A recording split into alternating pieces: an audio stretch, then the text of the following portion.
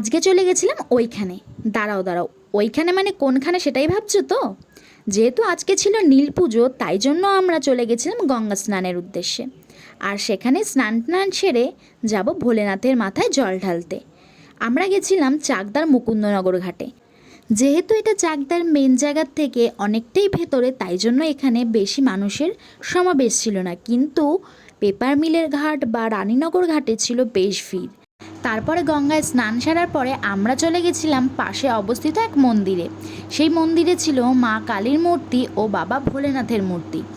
সেখানে প্রণাম করার পর পুরোহিত মশাই দিলেন আমাদেরকে প্রসাদ, আর তারপর প্রসাদ নিয়ে হাঁটতে হাঁটতে চলে গেলাম মন্দিরের দিকে। আজকে আমরা গেছিলাম পোড়ামহেশতলা মন্দিরে। তোমরা কে কে পোড়ামহেশতলা মন্দিরে গেছো আমাকে একটু কমেন্টে জানিও। তারপরে মন্দিরে ঢুকতেই দেখলাম বেশ ভিড় জমে গেছে। আর দেরি না করে আমরাও দাঁড়িয়ে পড়লাম লাইনে, আর তারপরে চলে গেলাম ভেতরে। তারপরে ভোলেনাথের মাথায় জল ঢেলে ও নিজের মনস্কামনা জানিয়ে আমরা যখন বাইরে বেরোলাম, দেখলাম ভিড়টা আরও বেশি বেড়ে গেছে। তারপর আর দেরি না করে মা আর দাদা এখানে মোমবাতি আর ধূপকাঠি জ্বালিয়ে নিজেদের মনস্কামনা জানালো।